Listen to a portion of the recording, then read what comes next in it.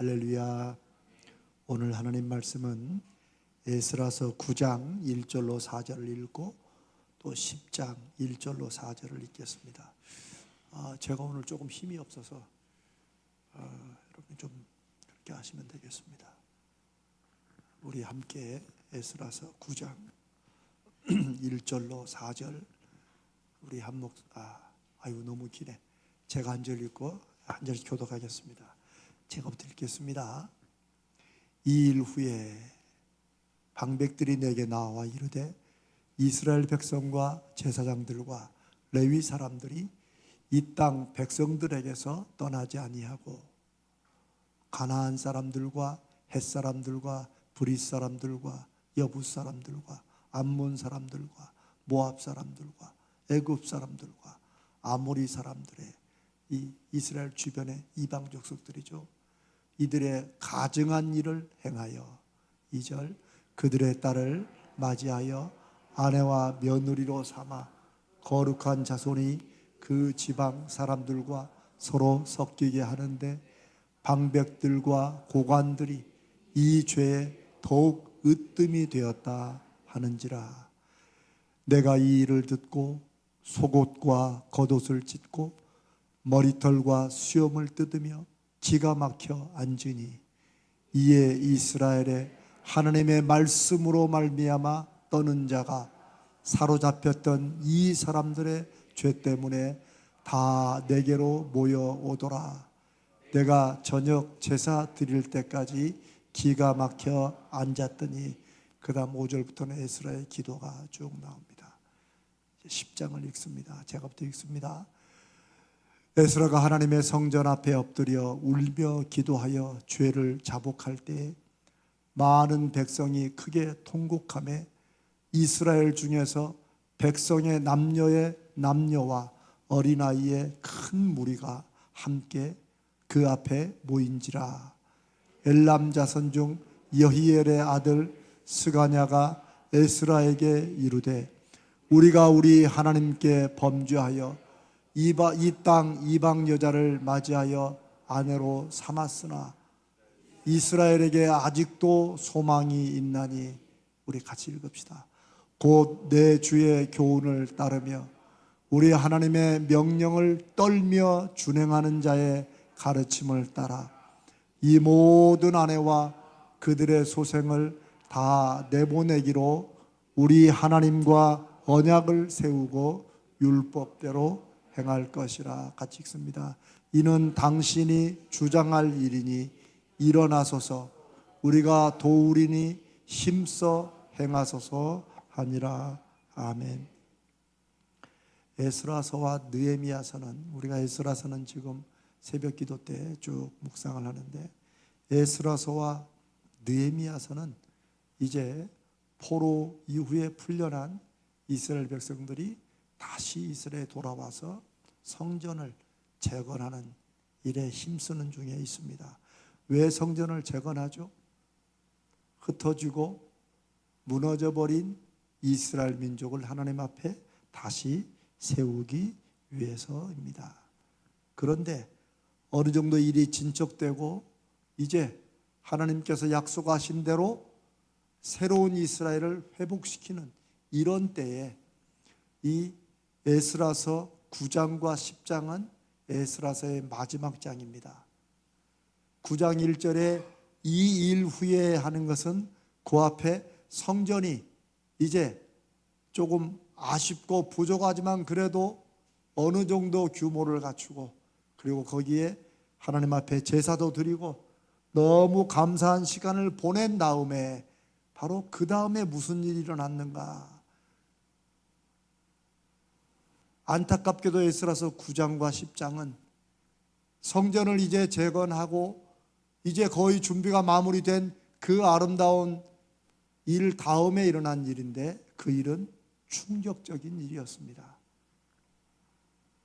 에스라가 이제 전체 이스라엘의 정치 지도자 겸 제사장으로 있는데 방백들은 우리로 말하면 이제 각 지도자들이 나와서 지금 쭉 족속들 얘기를 하죠. 이들이 여전히 여전히 이방 사람들과 통혼을 한다는 거예요. 아내를 맡기도 하고 첩을 맞아들이기도 하고. 에스라가 충격을 받은 것은 지금 성전을 간신히 온갖 방해에도 불구하고 간신히 세워가는 중에 이스라엘을 회복하자고 하는 건데, 여러분 이스라엘이 왜 망했어요? 이스라엘이 하나님을 떠남으로 망했는데, 이스라엘이 하나님을 떠나게 된 아주 주요한 원인이 누구를 따라한 거예요? 이스라엘 주변 국가들을 따라서 농사가 안 될 때는 농사의 신에게 제사를 드리고, 결혼을 하면 자식 많이 낳게 해달라고 다산의 여신 아세라에게 제물을 드리고, 무슨 일이 너무너무 안 되고 답답할 때는 자기 아들들도 몰렉이라는 신 앞에 제물로 드리면서 문제를 해결해 주고 복을 달라고 하고. 입으로는 하나님의 백성이지 이들은 하나님의 백성이 아니었어요. 뭐 얘기하자면 기니까 다 자르겠습니다. 여러분, 성경을 잘 모르는 분들은 마치 성경이 기독교라는 종교를 위해서 이거를 설득하고 떠받들기 위해서 있는 것으로 생각합니다. 그러나 제가 이런 말씀은 조금 여러분들이 오해하지 말고 들으셔야 되는데, 기독교라는 종교가 없어져도 성경을 통해 말씀하신 하나님은 계시겠습니까? 안 계시겠습니까? 계십니다. 우리는 기독교라는 종교를 지키기 위해 있는 게 아니에요. 우리를 지으시고 주관하시는 하나님께서 우리를 지으셨기 때문에 인간이란 존재가 어떻게 이 땅에 잠시 살면서 어떤 존재로 살아야 되는가 하는 것을 말씀하시고, 그 하나님을 믿었던 사람들이 믿는다고 하면서 어떻게 잘못 믿었는가도 기록하시고, 어떤 사람은 전혀 다른 사람에게 인정받지 못했지만은 하나님 앞에 바로 선 사람들은 어떻게 한 시대를 하나님의 말씀을 전하고 하나님의 말씀대로 하며 열매 맺었는가를 사람들의 역사와 나라들의 역사를 통해서 쭉 기록해 놓으신 것입니다. 그런데 이스라엘이 이제 다시 70년 포로 기간 후에 이제 막 시작하려고 하는, 이제 성전에 제물도 드리고 완전히 다시 이제 시작하려고 하는 그때 바로 나타났던, 이미 있어 왔어요. 이들이 돌아와서 그 몇 년 사이에, 중간에 성전 건축이 한번 멈추됐으니까 뭐 한 15년 길어야 10몇 년 사이에 다시 어떤 죄가 반복돼요? 이방 여인들을 아내로 삼고 자기 딸들을 그쪽에 또 며느리로 보내고, 이런 일들이 시작됩니다. 에스라가 너무 충격을 받아서 3절을 보여주세요. 9장 3절. 내가 이 일을 듣고 속옷과 겉옷을 찢고 머리털과 수염을 뜯으며 기가 막혀 앉아있다. 에스라 개인만 그러겠어요? 그래도 다시 하나님 앞에 우리의 정신을 바로 세우자, 우리의 중심을 바로 세우자. 다시 일이 덜컥 일어난 거예요. 이 에스라서 9장이 말해주는 것은 죄의 습관적인 반복을 말해줍니다. 저는 지금 몇천 년 전에 이스라엘을 얘기하는 것이 아니고, 하나님의 말씀은 늘 읽는 사람들에게, 그 말씀을 듣고 묵상하는 사람들에게 지금 우리의 삶을 말씀해 주신다고 믿습니다. 왜요? 성령이, 거룩하신 주님의 영이 우리와 함께 하시기 때문입니다. 무슨 특별한 죄, 그걸 말하는 게 아니에요. 또 반복되는 거예요. 이제 다시 죽을 고비를 넘고 다시 노예 생태에서 다시 돌아와서 이제 성전을 다시 짓고, 오죽했으면 성전에 주 쫄을 놓을 때 옛날 솔로몬 성전의 그 아름다움과 웅장함을 알았던 노인들과 새로운 젊은 세대들은 막 환호를 지르면서 기뻐했지만 늙은 세대는 울었다고 그랬어요. 왜? 하나님의 성전이 이렇게 초라하지 않았는데. 그래서 눈물과 웃음이 그 주춧돌을 놓는 날에 나왔다고 성경이 기록하고 있는데 참 기막힌 얘기입니다. 그래도 감사했죠. 그리고 이제는 정말 다시는 우리가 하나님을 믿는 하나님의 백성답게 우리의 생각과 우리의 삶과 우리의 모든 것들을 바로 세우자. 이것이 초점이에요. 이걸 잘못 오해하면 이스라엘 민족들은 옛날부터 너무 마치 우리 민족이 백위 민족에서 막 혈통을 강조하는 것처럼 이스라엘은 그랬다. 초점은 거기에 있지 않습니다. 또다시 하나님의 성전을 지어가는 중에 있으면서도 여전히 누가? 지도자들이, 방백들이, 레위 사람들이, 제사장들이 여전히 또 이방 여인들을 아내로 받고 자기 딸들도 그 며느리로 보내고 이렇게 사는 거예요.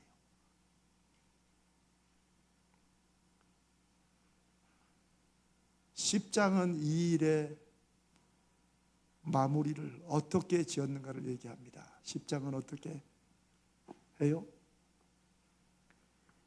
이 일에 어떤 영적인, 신앙적인, 양심적인 위험을 감지한 사람들이 와서 에스라에게 이스라엘 중에서 백성의 남녀와 어린아이 큰 무리가 그 앞에 모였다고. 참 우리도 전에 한번 우리 또 성경 읽을 때 기도할 때 아이들까지 이렇게 같이 모인다는 참 이런 장면들은 상상만 해봐도 정말 가슴이 뭉클해집니다. 어린아이들이 뭘 안다고.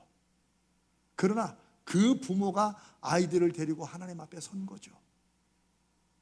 그 일이 다시 반복되면서 결론은 뭐예요? 10장은 이방 아내들과 그 소생들을 다시 돌려보내는 건데 뭐예요? 같이 살지 않고 이스라엘 지경 밖으로 쫓아내는 거예요.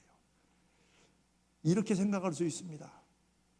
이야, 뭐 그렇게 잔혹한 일을, 기왕 결혼했는데 앞으로 안 하면 되지. 그러나 여기서 초점은 이스라엘의 순혈통을 지키기 위해서 이방 사람들을 결국은 결혼까지 해서 아내가 되고 또 그 자녀까지 낳았는데 쫓아보냈느냐, 여기에 초점이 있지 않아요.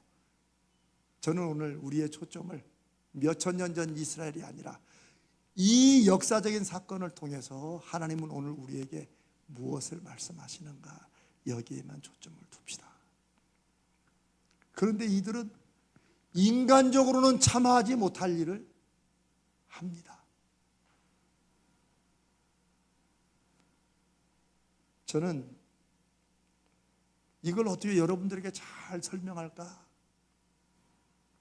제가 오늘 새벽에도 그런 말씀드렸지만 제가 이거 뭐 설명한다고 되는 게 아니고 초점이 무엇인가에 두어야 된다. 그래서 제가 생각난 성경 구절이 여러분 마태복음 16장에 보면, 왜 마태복음 16장일 겁니다. 시몬 베드로가 예수님이 너희는 나를 누구라고 하느냐 그러니까 주는 그리스도시요 살아계신 하나님의 아들이십니다. 예수님이 너무너무 기쁘셨어요. 그리고 그 다음 후에 바로 그 사건 다음인지 그 근방일지 모르지만 예수님께서 이제는 이 정도 내가 누구인지 알았으면은 이제 예수님이 이 땅에 오신 일과 앞으로 진행된 일을 말씀해도 되겠다 싶어서인지 십자가에 죽으실 일들을 얘기합니다. 그때 베드로가 어떻게 했죠? 주님을, 성경은 부드럽게 보내 주님을 이 멱살을 딱 보여주고 한쪽으로 딱 잡고 절대 그러면 안 됩니다. 그 속에는 많은 뜻이 포함되어 있겠죠. 근데 예수님은 그런 베드로에 대해서 더 강하게 말씀하시죠. 뭐라고 말씀하셨어요? 사탄아 내 뒤로 물러가라. 그런데 베드로를 사탄이라고 불렀냐 안 불렀냐 그게 중요한 게 아니고 그 다음 예수님의 말씀이에요. 네가 하나님의 일을 생각지 않고 사람의 일을 생각하는구나. 이 말씀은 두고두고 묵상해도 오늘 우리들에게 하시는 말씀이고, 어쩌면 예수님께서 에스라서 9장 10장 사건을 우리에게 말씀해 주신다면 하나님의 일을 생각할 것인가 사람의 일을 생각할 것인가 그 말씀을 하시지 않을까 싶습니다. 인간적으로는 어떻게 우리 잔인한 짓을 하나 하지만 초점은 거기에 있는 게 아니고 또다시 죄악된 습관이 반복된다는 거예요. 자, 이제 과거를 떠나서 제가 목회를 하면서 만났던 많은 분들의 얘기를 잠깐 제가 정리해 볼까요? 저는 좀 어떤 면에서 굉장히 실리적인 사람이고 실용적인 사람입니다. 저는 어떻게 하면 그 말씀의 의미와 뜻을 우리 삶에서 전할까, 그대로 실천할까, 여기에 초점을 많이 두어요. 그냥 왜 목사는 좀 은혜로워야 되잖아요. 그러니까 무슨 이러면 그냥 두리뭉술하게 이렇게. 근데 저는 그게 안 돼요. 무슨 말이냐? 저는 목회를 하면서 뭐 이민교회든 제가 또 부목사로 12년을 또 한국에서 12년을 했잖아요. 저는 어떤 아이들이 와서 펑펑 울면서 남편의 어떤 잘못을 얘기할 때 저는 그 잘못이 오랜 습관에 대한 습관에 의한 반복적인 죄인지 아닌지 저는 그거를 먼저 생각합니다. 어떤 남편이 오랜 습관 때문에 거기에 빠지고 그것 때문에 아내와 자녀들이 너무 힘들면 여러분 그냥 오해하지 마시고 들으세요. 저는 진지하게 목사님 어떻게 할까요? 할 때 저는 기도합시다. 그렇게 하지 않습니다. 기도는 우리가 하나님 앞에 하나님 어디로 가야 될 것입니까? 하는 것을 진지하게 물으며 주의 말씀을 듣고자 할 때 기도하는 것이고, 지금 그 여집사님은 어떻게 할 줄을 모르는 거예요. 어떻게 할 줄을 모르는데 기도한다고 주님의 음성이 들리지 않아요. 주님의 음성은 굉장히 나를 중심을 잡고 내가 주의 말씀을 듣고 분별할 수 있을 때 주의 말씀이 들린다고 저는 생각합니다. 좀 죄송 말씀에 저는 제가 제 입에서 그러면 이혼하라고 말은 하지 않지만, 만약에 그 여집사님이나 누구에게서 이혼을 얘기하면서 근데 예수 믿는 사람들은 이혼하면 안 되잖아요. 그래서 저는 아니라고 말합니다. 아닙니다.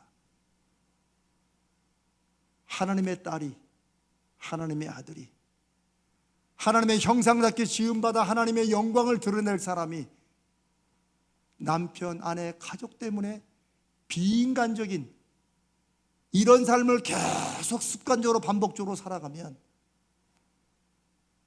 부모인 우리도 너 그렇게 못 산다 라고 하는데 하나님께서 그냥 무조건 계속 그냥 떠나지 말고 있으라, 저는 그렇게 하나님이 말씀 안 하셨다고 확신합니다.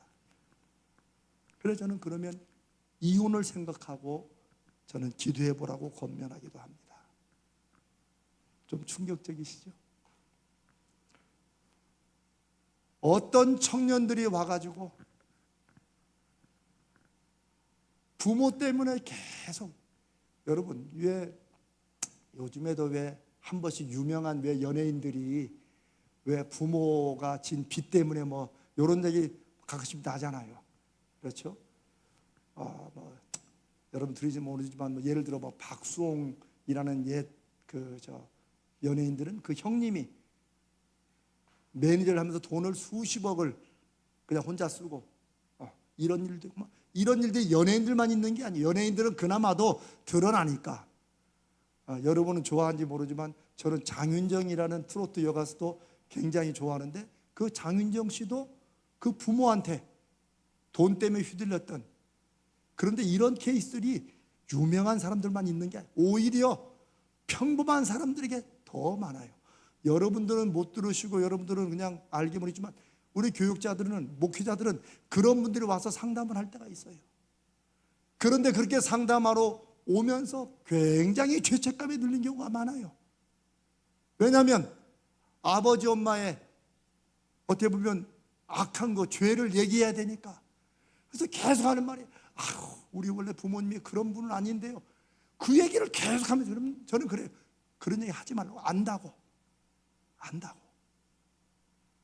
그리고 저는 어떨 때는 그 청년 처녀들에게 이제는 집을 나오라고 얘기합니다. 집을 나오고 부모와의 관계도 끊으라고 얘기합니다. 또 어떤 부모들은 그나마 얼마 안 되는 연금까지도 자식을 사랑하지 않는 부모가 어디 있겠어요. 그런데 미터진 독에 물 붓기라고 그 뭐 돈이 아무리 많아도 죄송합니다. 헛짓하는 자식들에게 쏟아부어서 남을 돈은 세상에 없는 것 같아요. 그런데 계속 말로는 무슨 돈을 타가요? 사업. 이것만 막으면 된다고. 근데 여러분, 이것만 막으면 된다는 사업은 이미 안 막아져요. 안 막아져요. 이것만 급히 막으면 된다는 우리 황장님 계시니까 그때는 이미 끝난 거예요. 차라리 그 돈이라도 투자하고 갖고 있어서 다음 일을 하는 게 낫지. 그래서 저는 그 부모들에게 더 이상 자녀, 성인이죠 이미, 지원하지 말라고 합니다. 그러면 자식도 어떻게 될까?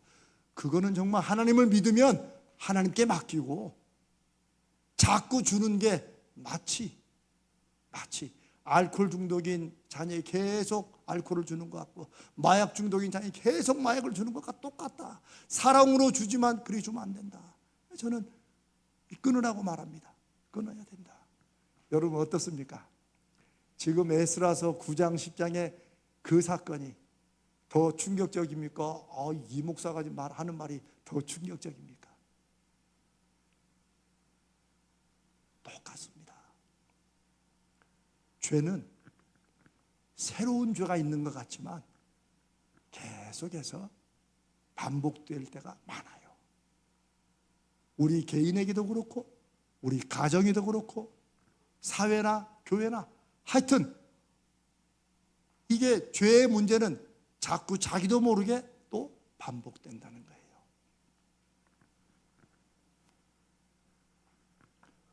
에스라서 9장 10장이 우리에게 말씀해 주는 것은 그래도 어떤 사람들이 그걸 끊어낼 결심을 하느냐. 에스라서 9장 3절입니다. 에스라서 9장 3절 4절. 자, 4절 제가 한번 전체 읽어볼 테니까 보세요. 이에 이스라엘의 하나님의 말씀으로 말미암아 떠는 자, 이런 표현이 있죠. 이게 무슨 말일까요?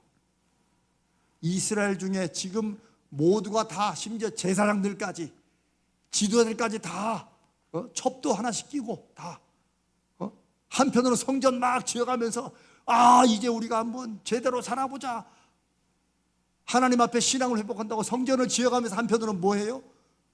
이방인들 또 서로 통혼하면서 이걸 하는 거예요. 그런데 그 중에 어떤 사람들이 있어요? 하나님의 말씀으로 말미암아 떠는 자들이 있다. 무슨 말이에요? 하나님의 말씀을 자기 삶에서 중심으로 붙잡고 그 하나님의 말씀이 내 삶에 대해서, 내가 살아가는 내 가정과 내 일에 대해서 무슨 말씀을 하실 때 그 말씀 앞에 어떻게 한다고요? 어떻게 한다고? 떨어요. 왜 떨어요? 그 말씀을 지키기 위해서. 그 말씀을 지키지 않으면 하나님 앞에 자기 자신이 너무나 두려워서, 저 떠는 자들은 말 그대로 몸을 떠는 거예요. 두려워서. 여러분, 이게 신앙이라고 여러분 믿으셔야 됩니다. 아멘. 말씀은 그냥 귀로 듣고 무슨 말씀하면 요즘에 그런 분들 많다. 하도 설교만 하니까 뭐 딱 나면 그건 이거지. 그거 백날 천날 알아도 성경을 줄줄줄 꿰고 다녀도 하나님의 말씀은 알고 있는 사람들이 말씀의 종이요 말씀의 사람들이 되는 게 아니라 하나님의 말씀 때문에 떠는 사람들, 어떻게든 그 말씀을 그래도 지켜보려고 심장과 몸이 떨리는 사람들. 이거 교회에서나 종교적인 거야 라고 사람들은 말할지 모르지만 자기는 그 말씀 앞에 자기를 돌아보고 자기 자녀들을 보고 자기 부모들을 보면서 하나님, 어떻게 해야 우리가 하나님의 자녀답게 살 수 있습니까? 라고 부들부들 거룩한 두려움으로 떠는 사람들이 에스라서 9장에서 10장까지 그 결정을 내립니다.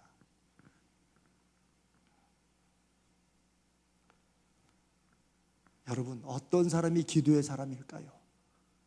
오늘도 여러분들이 잘 오셨습니다. 또 각자의 처소에서 온라인으로 함께 하시는 분들 감사하고 잘하신 일입니다. 기도하는 사람은 아무 생각 없이 기도 자리에 온 것도 잘하신 거예요. 그러나 기도 자리에 와서 찬양하고 함께 말씀 듣고 기도하면서 내가 점점점 하나님의 말씀 앞에 내 삶이 열리고 그 말씀이 내 삶과 내 생각을 어두웠던 부분을 이렇게 빛으로 비춰주는, 그걸 조명이라고 하죠. 어두웠던 내 인생을 하나님의 말씀이 비춰주는 것, 그리고 말씀이 비춰주는 곳으로 그걸 보고 내가 내 삶을, 생각을, 내 계획을 바로잡는 것. 저는 이게 하나님의 말씀으로 말미암아 떠는 사람들이 그 말씀이 얼마나 중요하고 내 인생에 다른 건 다 버려도 이 말씀의 약속만큼은 내가 지키고 산다는 이런 사람들이 세상에 아무리 악하고 세상에 아무리 이게 상상 못하게 돌아갈지라도 여전히 하나님이 이 역사를 주관하고 계십니다. 여전히 하나님이 아무것도 아니지만 나와 내 자녀와 가정들의 믿음을 통해서 하나님은 하나님의 뜻을 이루어 가신다라고 믿는 줄로 확신합니다. 예수 믿는 건 시대마다 그런 사람들이에요. 오늘날 시대가 교회가 하나님의 말씀을 제대로 전하지 못하고 나타내지 못하는 것은 이게 다수가 돼서 그래요. 그러나 여러분, 역사적으로 교회는 소수일 때가, 그리고 하나님의 부흥을 일으키실 때는 무슨 엄청난 사람들이 막 수만 명이 모인 기도의 집회에서가 아닙니다. 뭐 많든 적든 하나님은 상관없죠. 왜? 하나님은 중심을 보시는 분이시기 때문입니다. 그러니 골방에서 조용히 나라와 민족을 위해 교회 성도들의 신앙과 혹은 자녀들과 자기 인생을 위해 아버지 하나님을 부르짖고 주님의 역사하심을 간구하는 사람들을 위해서 주님은 역사하심을 증거하셨고 나타내셨고, 그런 역사하심은 오늘 2025년 이 저녁에도 하나님이 동일하게 역사하신 줄로 믿습니다. 저는 기도하러 모인 저와 여러분이 하나님의 말씀 앞에 떠는 사람들 되시기를 주님의 이름으로 축복합니다. 하나님 말씀은 은혜입니다. 하나님 말씀은 소망입니다. 하나님 말씀은 능력입니다. 그러나 그게 내 인생을 위해서 은혜가 되고 내 인생을 위해서 소망이 되고 능력이 되는 게 아니라 하나님이 나를 위해서 이렇게까지 하시는데 나는 말씀 앞에, 나는 그 말씀을 붙잡고 그 말씀을 위해서 나는 어떻게 살아가는가. 나를 비춰볼 때 말씀대로 여전히 살지 못하는 내가 하나님 앞에 부끄러워 부들부들 떠는, 그 말씀을 어떻게든 지켜보려고 그 말씀을 붙잡고 나가는 이런 사람들이 말씀 앞에 떠는 자들이요 하나님 앞에 기도하는 사람인 줄로 믿습니다. 그렇게 보면 에스라서 9장과 10장은 에스라가 보여주는 모습, 하나님 앞에 기가 막혀서 머리털을 밀고 앉아 있다가도 아버지 앞에 기도하는 장면이 9장에 쭉 나옵니다. 하나님이 우리를 이렇게 다시 살려주셨는데 우리가 또 똑같은 죄를 또 범죄합니다. 그 마음이 얼마나 찢어지겠어요.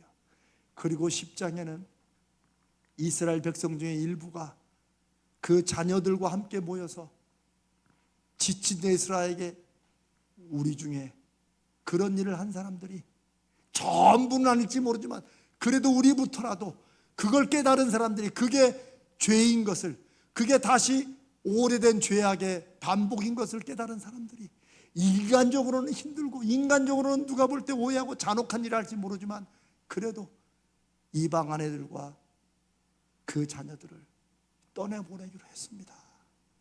그리고 그 일을 주도하실 분은 당신입니다 하면서 그 일을 이제 어떻게 보면 마무리 지어가는 것이 에스라서 10장으로 에스라서가 끝납니다.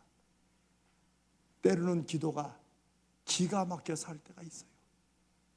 이거 대체 뭘 어떻게 하라는 건지. 저기에 나오는 무슨 뭐 머리털을 밀고 속옷과 겉을 뜯고, 이거는 나중에 이스라엘은 이게 어떤 사람들은 이게 의식이 돼요. 하나의 예식이 되는 거야. 여러분, 예수님 때도 제사장들이 예수님을 죽이기 위해서 신성모독이라면서 뭘 했어요? 옷을 찢었어요. 그거는 예식입니다. 그러나 정말 옷을 찢는 건 여러분 답답할 때 어때요? 막 속이 터지니까 이렇게 할 때, 아니면 실제 옷은 안 찢어도 느낌이라도 그럴 때가 있죠? 그걸 말하는 거예요. 머리를 쥐어 뜯는 거예요. 여러분이 막 머리 아프면 막 그런 거 하나님 앞에, 그 말씀 앞에 부두불 떨면 이거 어떻게 하나님이 이 죄를 하겠습니까? 라고 떠는 거예요. 근데 그거를 하도 하다 보니까 이제는 그렇게 해야 되는 줄 알고 마음을 찢어야 되는데 옷을 찢는다는 말이 거기서 나오는 거예요. 그러나 하나님은 에스라와 말씀 앞에 떠는 사람들을 불러 모으심으로 다른 사람들의 죄 때문에 그 죄를 위해서 하나님 앞에 회개하며 기도하는 장면이 9장 이후로 쭉 나오게 됩니다.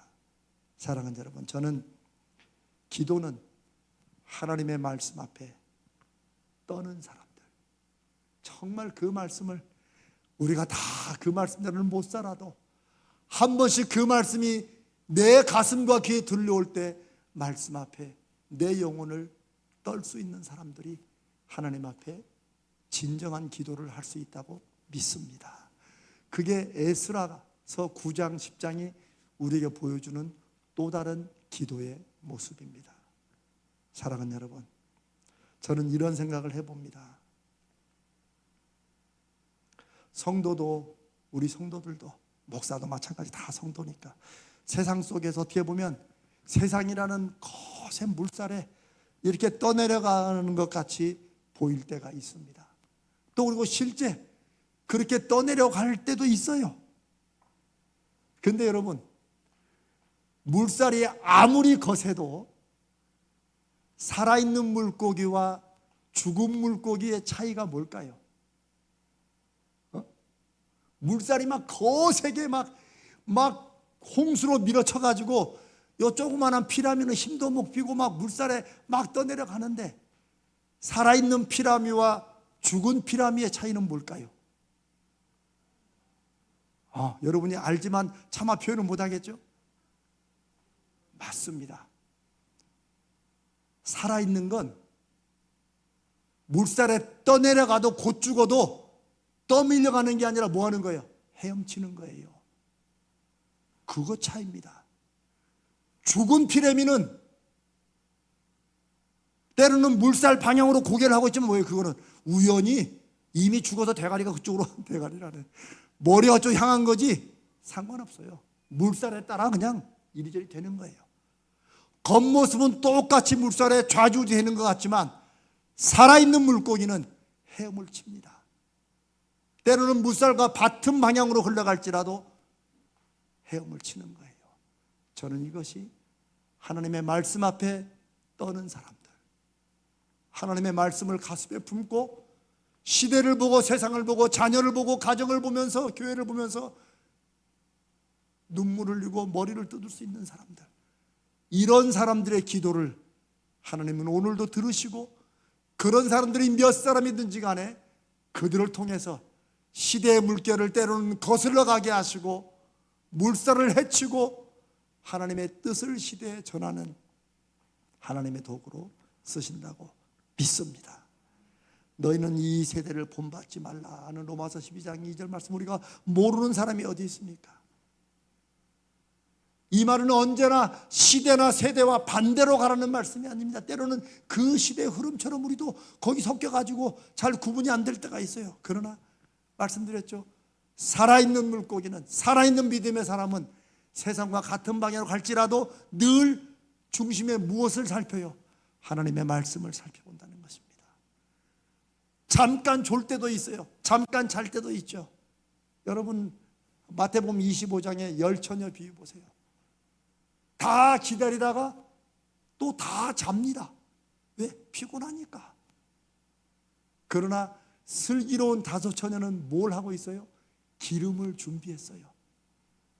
그 기름이 뭐냐 이런 해석이 중요한 게 아니라, 그 기름을 기도라고 해도 좋고 말씀이라고 해도 좋고 뭐 성령이라 해도 좋아요. 살아있는 물고기, 말씀에 떠는 사람들, 기도의 자리에 나오는 사람들, 슬기로운 다섯 처녀, 시대를 본받지 않는 사람들. 로마서 13장 1절에 이제는 자다가 깰 때가 되었다는 말씀을 듣고 자다가도 깨어날 수 있는 사람들.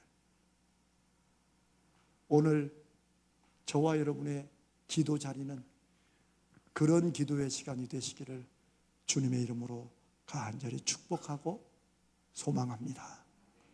사랑하는 여러분, 기도는 하나님과 우리 사이를 실제적으로 연결해주는 능력이요 은혜인 것을, 저는 우리 가자제일교회 이 금요기도회가 그것을 경험하게 해주는, 그것을 함께 믿고 경험한 사람들이 모이는 기도의 시간, 하나님의 말씀 앞에 떨며 내 삶을 아버지 앞에 열고 내가 아버지 앞에 무엇을 해야 될지, 주님의 뜻이 이 시대에는 무엇인지, 주님의 뜻이 우리 자녀와 우리 가정과 내가 지금 애쓰는 이 일에 내 뜻이 아니라 주님의 뜻이 무엇인지를 묻고 조금씩이라도, 물살에 계속 떠내려간 인생이 아니라 나는 떠내려가도 헤엄을 치고 있다는 그런 믿음의 자부심으로 주님과 함께 동행하는 기도의 사람들, 주님이 역사하시는, 우리가 기도했으니 하나님의 역사하시는 표징을 늘 우리 삶에서 기대하고 바라며 그 표징에 또 힘을 얻고 다시 물살을 헤쳐나가는 힘을 얻는 그런 사랑하는 여러분 되시기를 주님의 이름으로 축복합니다.